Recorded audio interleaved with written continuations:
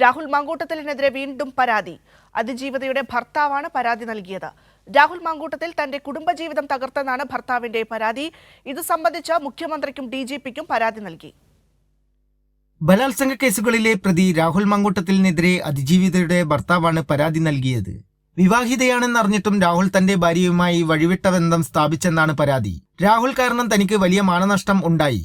തന്റെ കുടുംബജീവിതം രാഹുൽ തകർക്കുകയും ചെയ്തു. മാതാപിതാക്കളുടെ ഏകമകനായ താൻ നാട്ടിലാണ് താമസിച്ചിരുന്നത്. ഭാര്യ ജോലിയുടെ ഭാഗമായി ഒറ്റക്കായിരുന്നു താമസം. തന്റെ അസാന്നിധ്യം അവസരമാക്കി രാഹുൽ യുവതിയെ വശീകരിച്ചു. ഭർത്താവുമായുള്ള ബന്ധം വഷളായ സമയത്താണ് യുവതിയെ പരിചയപ്പെട്ടതെന്നും പ്രശ്നം പരിഹരിക്കാൻ ഇടപെട്ടെന്നായിരുന്നു രാഹുലിന്റെ വാദം.